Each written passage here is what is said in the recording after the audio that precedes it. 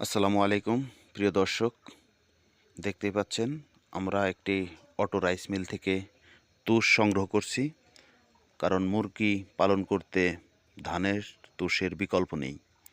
এটি অনেক উপকার। এটির ভিতরে কোনো ধুলো হয় না।